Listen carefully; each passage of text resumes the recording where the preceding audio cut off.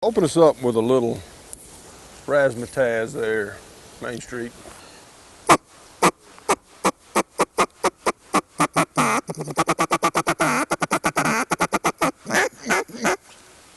Come on, I mean, I'm ready for Main Street. Hey, Clay, you ready for Main Street? Yeah, turn it loose.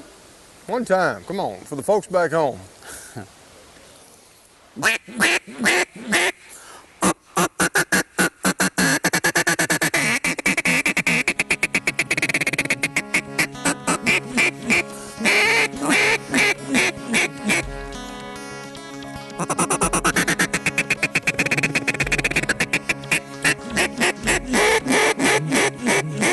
We need a 27-note hail run. That's a good call. It's in tune for it. Come on, doesn't matter.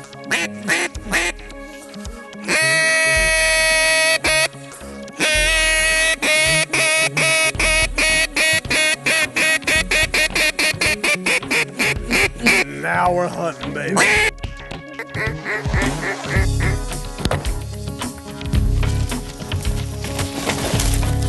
There they come right there, baby. Get ready. Good girl, yeah! March it.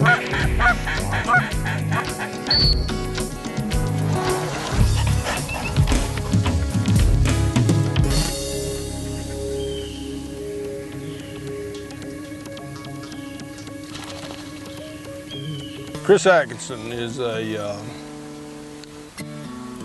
don't know how we ran into one another. It had something to do with dogs, I know that. Chris is one of those few guys you talk to, I mean, or talk about. I mean, when you talk to 500 different people, everybody says Atkinson's the greatest guy in the world. Clay said at one time, he said he could be the nicest fella in the whole wide world. He might be. I called him up and invited him to come to Arkansas and duck hunt. It was late season. It hadn't been a good season. I thought possibly we could get him on a green timber hunt or something that he hadn't really been able to experience. And so we got him down here, and this is the Delta. And usually when there's no ducks anywhere in the world in this part of the country, you can come to where the Arkansas and the Mississippi run together, about 50, 60 miles south of Stuttgart, and there are always ducks here. Clay knows this area as good as anybody, and so I asked Clay Hyatt to join us. Chris drove in from Illinois, I believe on Friday night. We were going over a number of different places we wanted to go hunting, and we decided on this one. There weren't a whole lot of ducks in the area. We kind of decided here was our best opportunity to kill a few ducks. And we took a little ride up and down the Mississippi and the Arkansas and kind of showed him the area. And it's really tough hunting down here. And what I mean by that, it's very physical. Boat rides are long, the rivers are really big. It's a beautiful place, and you know, there's a lot of great big huge willow breaks and some hardwood bottomland timber when it gets flooded. It's fabulous. The weekend was really exciting. It was a great way to end the season, and Justin had given me an invitation to come down and hunt with him and Clay for a couple days right at the very end of the season. The migration hadn't been great. I had never had the opportunity to hunt with Justin before, and we didn't have a whole lot of action. We got to hunt a completely different setting. I had never hunted in this kind of big water before. I had never, ever seen anybody take a john boat and plow into standing trees like that and part them and keep on going. And Hunted Saturday morning, hunted on a couple of different sandbars out there, just some places Justin and I know where there's a few ducks. Shot a few ducks, and then had hunted on Sunday. I think we had killed maybe 2 or 3 ducks at the most. It was pretty close to a 0 day. Yella and Luke honored for each other really well. We managed to get a few birds down in the decoys. We shot a pair. They took turns honoring. Another pair came in and they honored. Chris's hunting experiences, I think, primarily had been wrapped around open water stuff and maybe little tiny sloughs in the east and stuff like that. And continually, you know, and he did the right thing. I mean, he continually told Luke to stay in the bottom of the boat over the course of 2 days. And on the way back that last day, we kind of slid through a little slough that takes us into a great big lake. And that big Oxbow Lake is what gets us to the ramp. You come off the Mississippi River up into the Arkansas, into this lake where this landing is right here. We were coming into this landing, and it's a public landing, and there were some boat wakes. in front of us, and Luke was standing up on the front of the boat. We'd been going fast a lot. I mean, that boat has an awful lot of power. For the most part, I made sure that Luke was down inside the boat, was safe.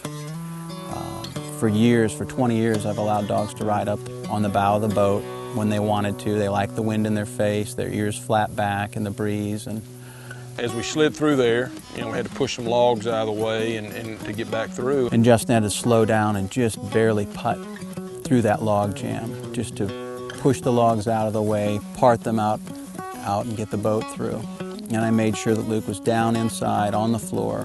We made it through that log jam, and Luke was antsy. We were tired. We were a quarter mile from the boat ramp or so, maybe a half mile. And I told Luke to go ahead and get up on the bow. I gave him permission.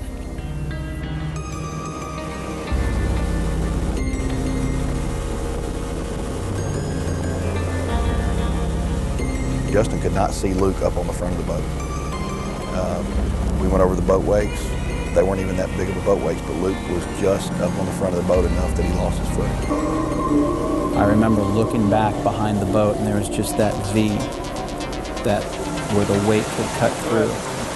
Justin didn't even realize what we hit. He killed the motor right away and asked what happened, and I think I was speechless. I think it was Clay that said that was Luke.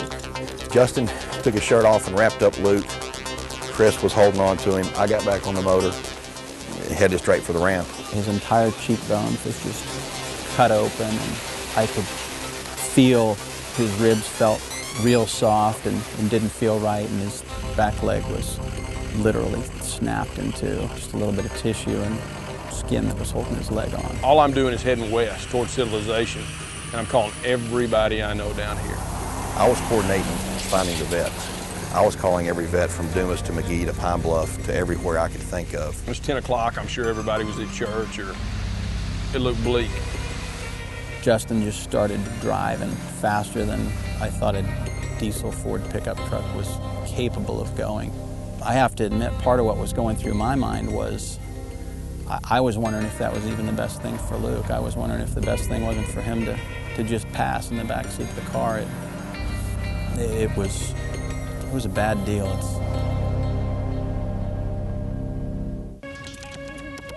WaterDog is brought to you by Max Prairie Wings, America's premier waterfowl outfitter, and Eukanuba, what healthy pets are made of.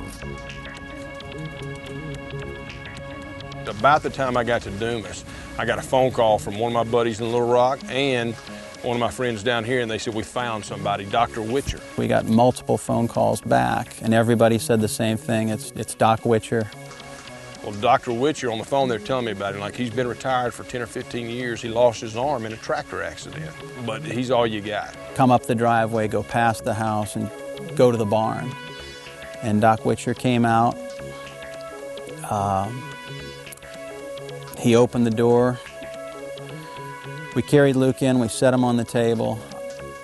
I wasn't even sure if Luke was still alive, and Doc Witcher, within about 30 seconds, looked at him, touched him, listened, pulled up his lips, looked and touched his gums and looked at the color a little bit, and he said, he'll be fine, we'll keep him alive. He said, I've seen a lot worse. He said he's gonna be fine. I mean, he's got a hole in his lungs. He's starting to go through all these things that are wrong with him. That leg was just flopping like the leg on a rag doll. And he said, oh, we'll fix that later. That's not the important thing. Oh, that his face torn open, that's not a big deal. That's a flesh wound. And he said, we need to take care of this chest. And I said, I can't believe he's not dead yet. He must have lost a ton of blood. And he said, that's not blood, that's air. We spent a lot of time just putting pressure on those ribs, trying to get the lungs to seal off and keep him alive. He stitched up a few spots, and then it was time to fix his leg. Luke had a horrible battle. He had some infection in his leg. He had multiple surgeries trying to save that leg. It's very tough to get over something like that mentally when you've been a part of it, when you've been a part of what made it happen. And I know it was unbelievably tough for Chris. I mean, that's his buddy. I mean, he felt responsible. And I know it was a tough battle to try to save that leg. Then finally Chris had to make the decision to amputate it. That was a real hard decision to make. It had been a really rough couple of weeks with a lot of tears and a lot of guilt, a lot of what if, and all kinds of thoughts that go through your mind. We made the decision to amputate, and I went to pick him up 12 hours after that surgery. He came out, his one side was all closed shut with staples, and it was all shaved, and he was bouncing off the walls, and his tail was wagging, and his tongue was out, and he was panting kind of like he is right now, and just as happy as could be. Went out, got right up in the truck with just a little bit of help, and I pretty much realized from that point forward that the pain and all the problems that he was having were pretty much solved just by amputating that leg. And the recovery's been a piece of cake. And when they got rid of Luke's leg, he's back to Luke, you know, and Luke he's one of those regal dogs. I mean, he looks better with 3 legs than most dogs do with 4. He still had the want to, he still had the know-how, and didn't have all the capabilities, but he could still get some things done. So I went ahead and entered an HRC finish test. I had run a little bit of HRC with him just to get my judge's card. I helped some friends start an HRC club and did the judging thing, and you have to have 1 pass. So I went ahead and ran, and he passed both days in that and enjoyed it. So I figured as long as Luke was having fun with it, I'd go ahead and run a few more tests. And at age 10, on 3 legs, he became the first and only hunting retriever champion to have less than 4 legs.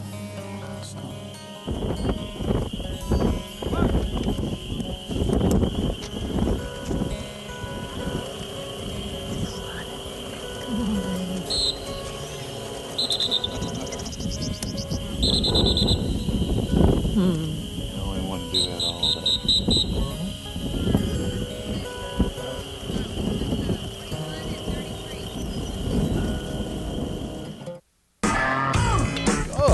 Run!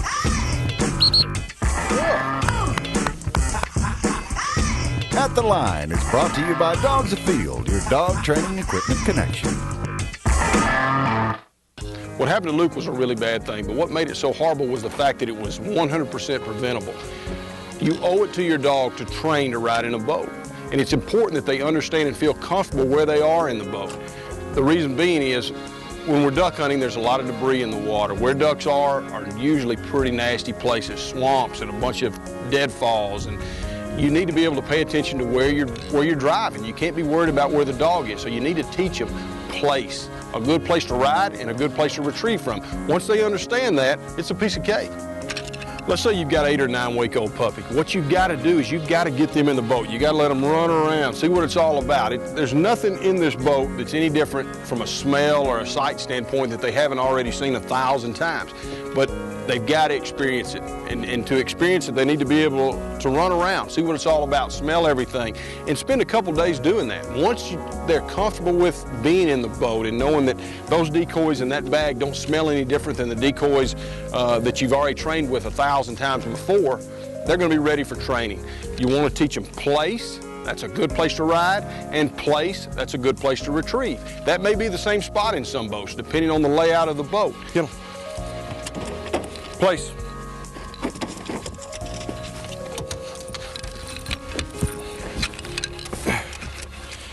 Sit. Now this is completely where Yellow spends 100% of her time in this boat. This is her place. This is where she retrieves from 90% of the time. Now, just in case I ever have someone else in this boat who hasn't trained their dog to ride anywhere else other than right here, I've got her where I can teach her to go up front. That's also a place where, depending on how many hunters I have in the area that I'm hunting in, she may actually hunt from the bow of the boat. Up front.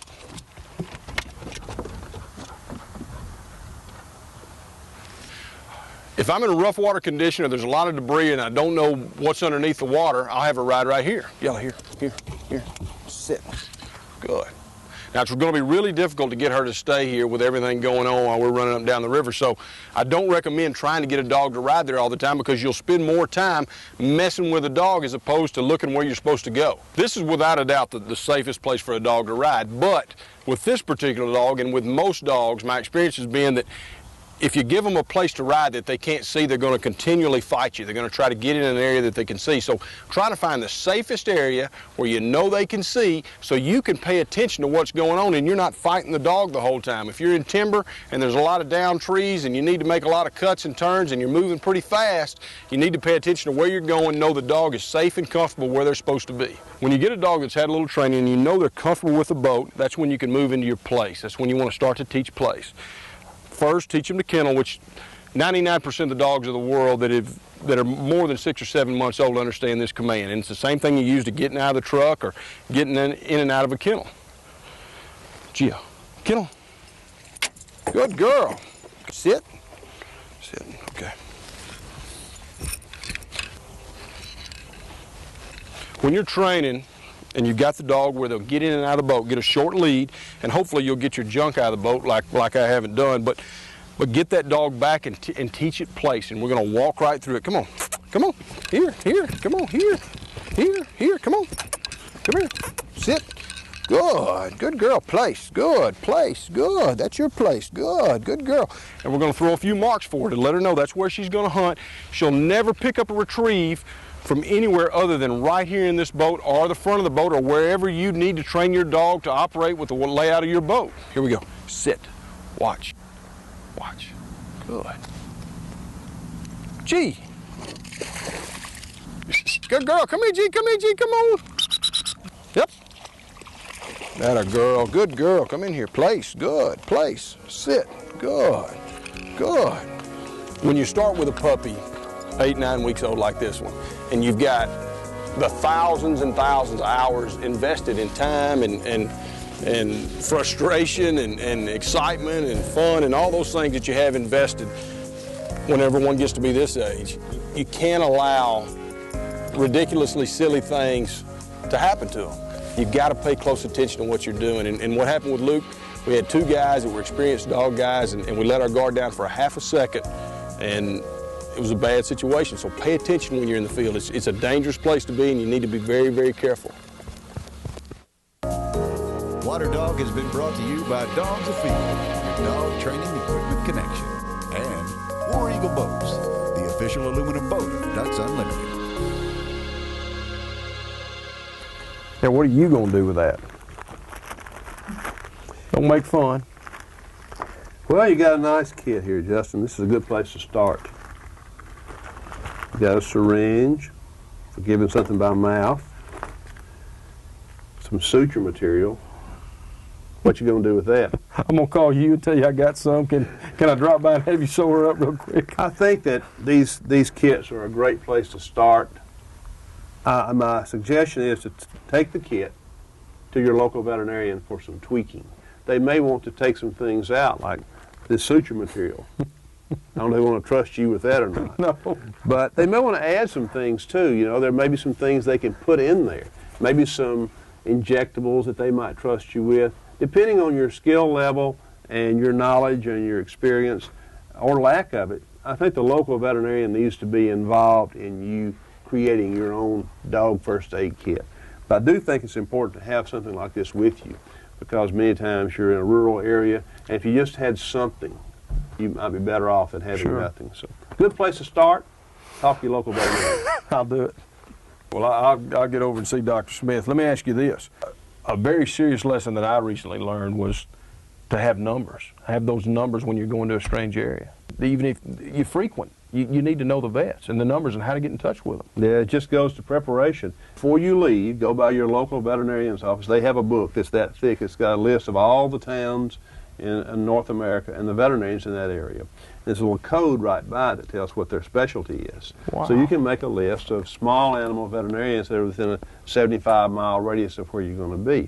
Now, if you're going to an area regularly, I think it behooves you to get to know the veterinarians in that area, know where their clinics are and how to get a hold of them on Saturday or Sunday if you're driving to a certain area on a regular basis. But if you're coming to the Dakotas or way out west where you might not ever go again, you can still have that list with you.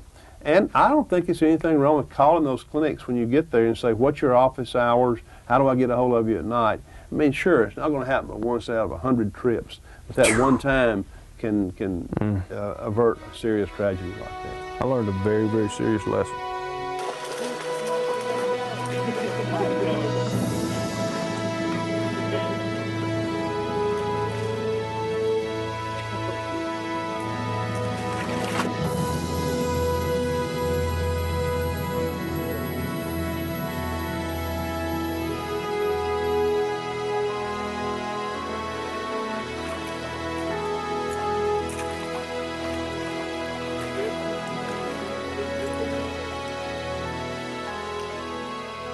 I've realized that these retrievers that we have are not bulletproof, and that there are situations that we can avoid, and there are situations we put them into that they jump off a cliff for us, they jump into fire for us, and we need to think about some of the positions we put these dogs in.